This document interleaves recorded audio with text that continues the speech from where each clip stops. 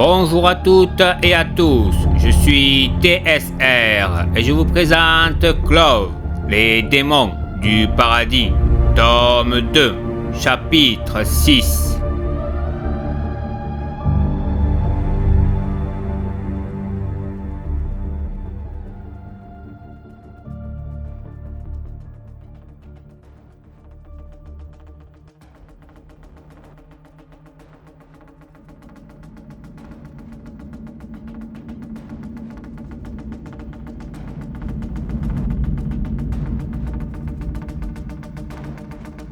Un vaisseau est en approche de la planète Goulad. À l'intérieur, il y a plusieurs soldats qui se déplacent vers le hangar. Il y a plusieurs modules dans le garage, des monoplaces, puis des transporteurs de troupes. Une partie du groupe de soldats qui appartenait au premier cercle du dictateur Geljor monte dans le transporteur. Les monoplaces sont pris par de simples soldats qui ont été endoctrinés. Ils décollent à proximité de l'orbite basse du monde. Dès leur départ, ils sont accueillis par l'armée de Goulad qui avait envoyé des chasseurs. Les tirs des lasers illuminent la noirceur de l'espace. La dizaine de monoplaces a pris place autour du transporteur. Alors qu'ils essayent de repousser les assauts des 30 chasseurs, ils ont été aidés par le destroyer qui les avait amenés jusqu'à là. Ces tirs permettent de les éloigner, tout en ouvrant une brèche qui est aussitôt prise par le transporteur. Les monoplaces couvrent leur départ, tout en se lançant dans un affrontement spatial. Ils arrivent à les prendre à revers, ne leur donnant pas la possibilité de poursuivre le vaisseau qui pénètre dans l'atmosphère de la planète. Le cargo accélère dès qu'il entre dans le monde. Il se presse à rejoindre la position qui lui a été indiquée. Quand il arrive sur la zone, le vaisseau ne se pose pas. Il fleure le sol, laisse les soldats quitter son bord, puis repart sur une autre zone pour créer une diversion. Le groupe de soldats se trouve à plusieurs centaines de kilomètres de sa cible. Ils n'ont pas beaucoup de temps pour le rejoindre. Ils se lancent dans des déplacements furtifs au travers de la végétation, mais aussi de villes et villages qui croisent sur leur chemin. Malgré l'envie de se déchaîner sur tout ce qu'ils trouvent, les mercenaires arrivent à se contrôler. Leur envie d'affronter des adversaires de valeur prend le dessus sur leur sadisme qui les pousse à se lancer dans des débauches d'énergie sur n'importe quelle cible qui ne ferait que les retarder sans rien leur apporter. Ils relient leur position avec celle du lieu du rassemblement en moins d'une trentaine de minutes. Ils ont vu le vaisseau des homologues de la République universelle. D'après les informations qu'ils ont reçues, le président Salcor devrait ramener ses hôtes jusqu'à leur bâtiment. Ils attendaient ce moment pour entrer en action. Ils n'ont pas eu besoin d'attendre très longtemps pour voir arriver leur cible. L'un des mercenaires transmet sa position au chasseur qui était encore en plein combat spatial. Parmi tous les vaisseaux qui avaient été lancés dans la confrontation, il n'en restait plus que 6. Une fois l'ordre reçu, ainsi que leur position, ils piquent en direction de la surface. Les troupes militaires de Goulad ont bien compris leur manœuvre.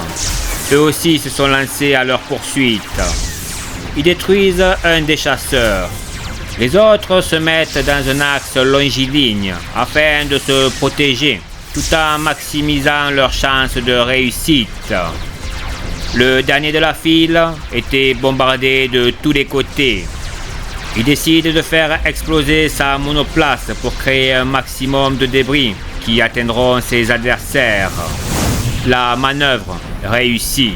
Les autres pilotes peuvent se lancer dans leur mission kamikaze. C'est à pleine puissance qu'ils viennent s'écraser sur le Galiléos et le groupe. Au même moment, les mercenaires prennent leur position autour des flammes qui jaillissent du sol. Ils pensaient que leur coup avait réussi et qu'ils n'auraient plus qu'à se débarrasser des soldats à moitié morts. Une fois que la fumée se dissipe, ils tombent nez à nez avec un bouclier de protection. Le chef du groupe de mercenaires se rend compte de l'inexactitude des renseignements qui leur ont été transmis. Ne voyant pas le président, il décide de se séparer afin d'accomplir sa mission. Je vous laisse vous occuper d'eux. Moi, je me charge de Salcor, lance-t-il aux autres mercenaires. L'homme déploie sa cape qui cachait son corps, qui dissimulait une armure de fer. De nombreux couteaux étaient attachés sur cette dernière. Alors qu'il lance un regard sur ces hommes, avec un sentiment de fierté, il part en direction de la capitale. Je vais protéger le sénateur et son homologue. Vous allez vous charger d'eux. Tarwin, tu pars en direction de la capitale pour arrêter l'homme. Les autres, vous savez quoi faire. Annonce le commandant d'Hydrion. Les mercenaires attendaient l'ouverture du bouclier qui va laisser s'échapper le jeune Claude pour attaquer. Mais les soldats l'avaient prévu. Ils scrutaient les abords de la barrière de protection. Mais Tarwin quitte la zone par l'ouverture du haut du dôme.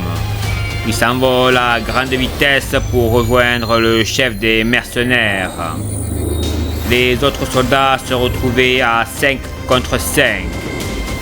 Le bouclier disparaît. Aussitôt, les mercenaires se lancent à l'assaut. L'un d'entre eux s'attaque au sénateur et au ministre. Il n'a pas le temps de s'approcher de ses cibles, qu'il est propulsé en arrière. La violence des chocs sur le sol lui brise plusieurs os et crée de multiples hémorragies internes. Les autres mercenaires se ruent sur leur adversaire. Ils utilisent leur énergie. Tous les mercenaires sont des élémentaristes. Ils ont juste le temps de matérialiser leurs éléments, qui sont aussitôt balayés par les soldats qui avaient prévu leurs attaques. Un peu plus loin, le chef des mercenaires voit son chemin bloqué par le jeune Clove. L'impassibilité et la froideur que représentait la silhouette de l'armure de l'élite galactique ne fait qu'exacerber la colère du mercenaire. Son énergie ne cessait d'augmenter. Le jeune Clove l'avait remarqué. Il se lance lui aussi dans une concentration accrue de son énergie, mais fut stoppé par une voix qui résonnait en lui. Je sens la haine de ton adversaire. Il est l'élite galactique. Il a tout perdu. Si tu ne me laisses pas faire, il détruira la planète. Les paroles qui résonnaient en lui étaient bien plus haineuses que pourrait l'être son adversaire. Il sentait cette haine qui se diffusait dans son corps. Il n'avait pas le choix. Il arrête d'utiliser son énergie. Cette action lui permet de faire taire les voix qui résonnaient en lui, tout comme la progression de son élément primaire. Il a pu reprendre le contrôle de son esprit, mais de la même manière, il s'est exposé à son ennemi. N'utilisant pas son énergie, il ne peut pas se défendre correctement. Il est atteint par un coup de coude qui le propulse au sol. C'est donc ça l'élite galactique, s'écrie le mercenaire. La frustration de Tarwin le pousse à utiliser à nouveau son énergie, qui est aussitôt envahie par son élément primaire, qui n'a pas sollicité. Ce dernier profite de chaque opportunité pour contrôler le corps du jeune Clove. Malgré cela, il tente de contrôler la progression de l'élément qui dévore sa masse énergétique. Mais son adversaire n'attend pas qu'il ait fini pour contre-attaquer. Il se rue vers lui, tout en déployant un liquide blanc qui vient empoigner le corps de Tarwin, qui le paralyse. L'élément pâteux qui entoure le jeune Clove se referme sur lui, mais son armure le protège de cette étreinte. Le mercenaire décroche un de ses couteaux. Il s'avance vers sa cible avec l'intention de transpercer le casque qui dépassait de la masse blanche. La concentration qu'exerçait Tarwin sur son énergie lui a permis d'éloigner la noirceur qui voulait le contrôler. Il arrive à déployer une vague de flammes qui sort de chaque partie de son corps, faisant évaporer le liquide qui le paralysait. Il s'éloigne d'un geste rapide, tout en évitant la lame de son adversaire qui s'apprêtait à toucher sa visière. Le mercenaire se met à lancer plusieurs lames, mais aucune d'entre elles ne touche sa cible. Le déplacement furtif de Tarwin surprend son ennemi. Se retrouver face à une visière opaque lui donne des réflexes de retrait. Durant la demi-seconde qu'il a passée face aux soldats de l'élite galactique, il a pu ressentir une présence monstrueuse au travers de l'énergie du soldat. La volonté de meurtre était bien présente dans son intention, mais il n'a pourtant pas agi. Le mercenaire ne comprend pas son attitude. Il aurait pu l'éliminer, mais qu'est-ce qu'il a retenu, pensait-il?